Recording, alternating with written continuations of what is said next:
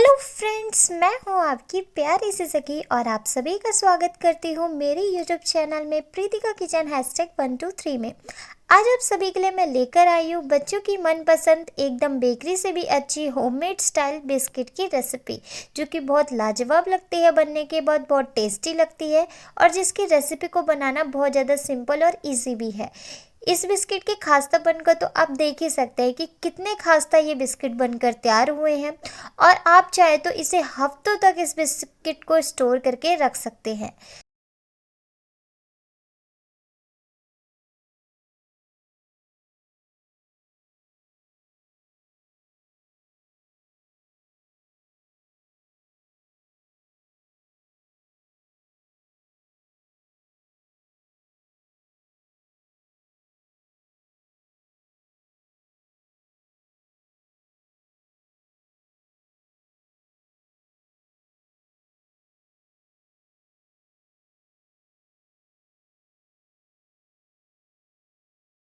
तो क्यों ना इस क्रिसमस के डे पर ये बिस्किट बनाकर बच्चों का मन खुश कर दिया जाए। इस रेसिपी को बनाने के लिए हमारे जो इंग्रेडिएंट्स लगने वाले हैं उसमें है सबसे पहले एक कटोरी मैदा। यहाँ पे मैंने मैदे का इस्तेमाल किया है, आप चाहे तो इसकी जगह पे आटे का भी इस्तेमाल कर सकते हैं अगर आप मैदा कंज्यूम ना करते हो तो। फिर मैंने यहाँ पे ले लिया है 1/4 कटोरी बेसन। बेसन से बहुत बढ़िया टेक्सचर और फ्लेवर आता है बिस्किट के अंदर। फिर यहाँ पे मैं ऐड कर रही हूँ हमारी पिसी हुई चीनी। चीनी को आप मिक्सर ग्राइंडर में ग्राइंड कर लीजिएगा, उससे आपको एक फाइन पाउडर जो है पिसी हुई चीनी का मिल जाएगा। फिर यहाँ पे मैंने ऐड किया है 1/4 ऑफ कटोरी सैल्मन यानी कि सूजी। यहाँ पे मैंने सूजी का इस्तेमाल किया है, जिससे क्या होता है कि बिस्किट के अंदर एकदम दाने दाने जैसा फ्लेवर आता है, एकदम दानेदार बिस्किट हमारा बनकर तैयार होता है। यहाँ पे मैंने बारीक बेसन का इस्तेमाल किया है। आप चाहे तो बेसन, अगर आपके पास मोटा बेसन है तो आप मिक्सी में पीस लीजिएगा और फिर आपको उसका एक फाइन पाउडर मिलकर तैयार हो जाएगा। अब हमारा जो फिफ्थ इंग्रेडिएंट है वो है घी। यहाँ पे आप इसकी जगह बटर का भी इस्तेमाल कर सकते हैं। यहाँ पे मैंने जितनी क्वांटिटी में मैदे का इस्तेमाल किया उसकी आधी क्वांटिटी में घी का या बटर का इस्तेमाल करेंगे, लेकिन जो बटर है वो अनसॉल्टेड होना चाहिए। अब चलते हैं हमारे रेसिपी की तरफ। अब यहाँ पे मैंने एक बाउल में घी ले लिया है। यहाँ पे मैंने आधी कटोरी घी का इस्तेमाल किया है। घी की जो कंडीशन है वो रूम टेम्परेचर पे होनी चाहिए, यानी कि ना तो ज़्यादा पिघली हुई ना ज़्यादा जमी हुई। उसके बाद मैं इसमें ऐड कर रही हूँ पिसी हुई चीनी, जो हमने मिक्सी में पीस के तैयार करी है वो वाली। वो भी मैं यहाँ पे आधी कटोरी इस्तेमाल कर रही हूँ। अब हमें इस पाउडर शुगर को और घी को अच्छी तरीके से विस्कर से विस्क करना है। आप चाहे तो इसकी जगह पे, विस्कर की जगह पे आप चम्मच का भी इस्तेमाल कर सकते हैं, उससे भी हमें सेम टेक्सचर मिल जाता है, लेकिन थोड़ा सा टाइम लगता है। विस्कर से कुछ इस तरीके से हम इसे फेंटते रहेंगे और जैसे जैसे आप फेंटेंगे तो आप देखेंगे कि इसकी कंसिस्टेंसी थिक होती चली जाएगी।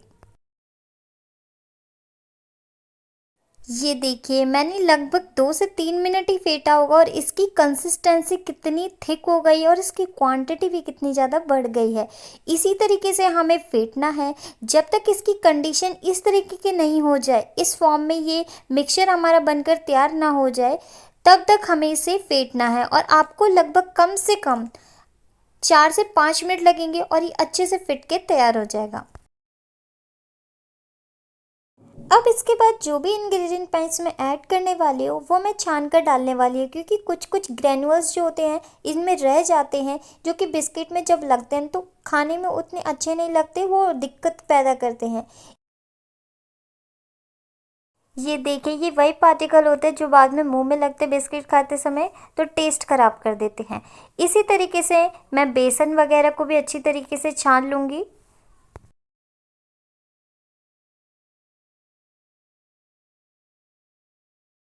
अब इन सारी ही चीज़ों को हम अच्छी तरीके से मिक्स कर लेंगे हाथों से या फिर विस्कर से, और जैसे जैसे आप मिक्स करते रहेंगे तो आप देखेंगे कि ये जो मिश्रण है वो एक जगह इकट्ठा होना शुरू हो जाएगा, एक डो जैसा बनना शुरू हो जाएगा। यहाँ पर मैं एक इंग्रेडिएंट डालना भूल गई थी, जिसमें मैंने आधी चम्मच बेकिंग पाउडर और 1/4 चम्मच बेकिंग सोडा का इस्तेमाल किया है। इससे बहुत अच्छा फ्लफीनेस आता है हमारे बिस्किट के अंदर। और यहाँ पे अगर आपको लगता है कि उतनी अच्छे से बाइंडिंग नहीं हो पा रही है तो आप क्या कर सकते हैं कि 2 चम्मच बटर में थोड़ा सा पाउडर शुगर ऐड करके उसे थोड़ा सा फेंटने के बाद इस तरीके से आप ऐड करेंगे ना तो आपकी बाइंडिंग एकदम परफेक्ट हो जाएगी। यहाँ पे एक चीज़ का हमें ध्यान रखना है कि इसमें आपको दूध या फिर पानी का बिल्कुल भी इस्तेमाल नहीं करना है इसका डो बनाने के लिए। जैसे जैसे आप इस मिश्रण को मिक्स करते रहेंगे ना ये वैसी तरह इकट्ठा होना शुरू हो जाएगा। जैसे कि आप देख सकते हैं कि किस तरीके से ये इकट्ठा होना शुरू हो गया है और इसी तरीके से हमें इसका एक डो फॉर्म बनाकर तैयार करना है।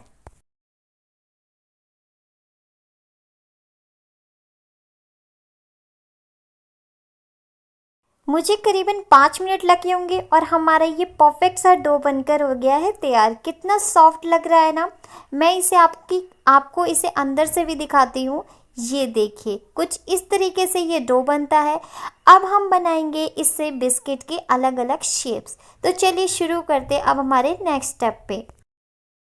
अब यहाँ पे मैंने एक ट्रे ले लिया और उसके ऊपर कुछ इस तरीके से मैंने बटर पेपर को फिट कर लिया है। अगर आपके पास बटर पेपर ना हो तो आप उसकी जगह पे नॉर्मल जो आपके पास कॉपी का पेज होता है या फिर अखबार होता है उसके ऊपर थोड़ा सा ऑयल स्प्रेड कर दीजिएगा। आपका होममेड बटर पेपर बनकर हो जाएगा तैयार।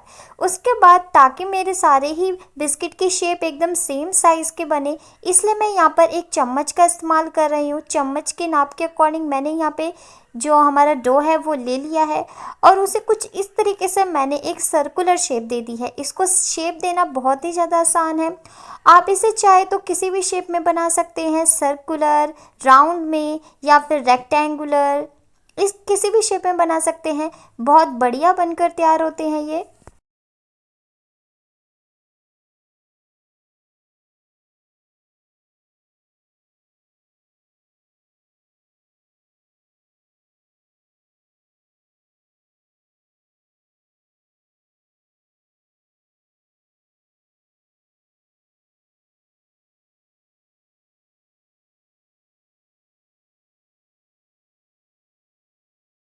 ये लीजिए सारी ही बिस्किट की शेप बनकर हो गई है तैयार और कितनी क्यूट क्यूट से प्यारी प्यारी ये शेप बनकर तैयार हुई है और बेक होने के बाद तो और भी ज़्यादा सुंदर लगते हैं। अब चलते हैं इसको बेक करने के लिए। बिस्किट्स को बेक करने के लिए यहाँ पे मैंने एक थाली में अच्छी तरीके से बटर पेपर को फिट कर दिया है। उसके बाद मैं इसमें सारे ही बिस्किट को ट्रांसफ़र कर लूँगी। यहाँ पर मैंने एक कढ़ाई में कुछ इस तरीके से स्टैंड को रखकर इसे 15 से 20 मिनट तक के लिए स्टीम होने के लिए छोड़ दिया था ताकि इसमें एक बढ़िया तरीके से भाप बनकर तैयार हो जाए। स्टैंड की जगह आप कटोरी उल्टी रख के भी उसका इस्तेमाल कर सकते हैं। फिर जो हमने यहाँ पे बिस्किट की शेप बनाकर तैयार किया है उसे मैं इसमें ट्रांसफ़र कर दूँगी बेक होने के लिए। सिर्फ 15 मिनट लगेंगे और बिस्किट एकदम बढ़िया तरीके से बेक होकर तैयार हो जाएंगे। अब इस पे अपनी थोड़ी कलाकारी दिखाने के लिए इसे थोड़ा डेकोरेटिव बनाने के लिए यहाँ पे मैं इस्तेमाल कर रही हूँ सफ़ेद तिल का, जिससे बहुत अच्छा टेस्ट आता है इसके अंदर और बिस्किट बहुत सुंदर भी लगते हैं। इस तरीके से मैं सफ़ेद तिल सारों में ऐसे इस तरीके से लगा दूंगी। आप चाहे तो सफ़ेद तिल की जगह पे ड्राई फ्रूट्स का या फिर टूटी फ्रूटी का भी इस्तेमाल कर सकते हैं। बहुत बढ़िया टेस्ट एंड फ्लेवर भी आता है उससे। अब मैं इसे 10 से 15 मिनट के लिए बेक होने के लिए छोड़ दूंगी ताकि बढ़िया से बेक हो जाए और तुरंत मेरे मुंह में चला जाए।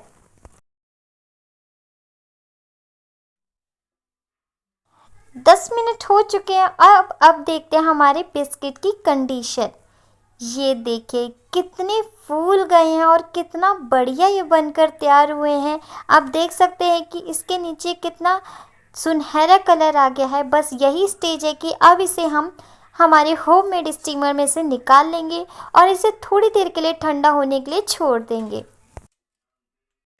ये लीजिए हमारे tempting tasty and delicious biscuit बनकर हो गए हैं तैयार। एकदम बेकरी से भी अच्छे, एकदम होममेड स्टाइल, बहुत टेस्टी लगते हैं। कसम से गाइस मैं तो इस बिस्किट की फ़ैन हो गई थी। आप एक बार इस रेसिपी को घर पर ट्राई करके ज़रूर देखना और रिज़ल्ट्स मेरे साथ ज़रूर शेयर करना कि आपको इसके रिज़ल्ट्स कैसे लगे। कमेंट बॉक्स में ज़रूर बताना कि आपको ये रेसिपी कैसे लगी और आप घर में बिस्किट किस तरीके से बनाते हैं, ताकि मैं और भी बिस्किट की रेसिपी आपके साथ शेयर कर सकूं। अगर वीडियो पसंद आई हो तो please like share subscribe the channel. मिलते हैं नेक्स्ट वीडियो में एक नई रेसिपी के साथ। तब तक के लिए जय श्री कृष्णा। साथ ही बेल आइकन भी प्रेस कर देना ताकि मेरे चैनल से रिलेटेड हर वीडियो की नोटिफिकेशन आप तक मिलती रहे। और आप सभी का ढेर सारा प्यार, आप सभी का ढेर सारा कमेंट मुझे मिलता रहे ताकि मैं अपने वीडियो को और भी ज़्यादा इनहेंस कर सकूँ, उसमें नए नए इम्प्रूवमेंट्स ला सकूँ। Thank you for watching my YouTube channel. Bye bye.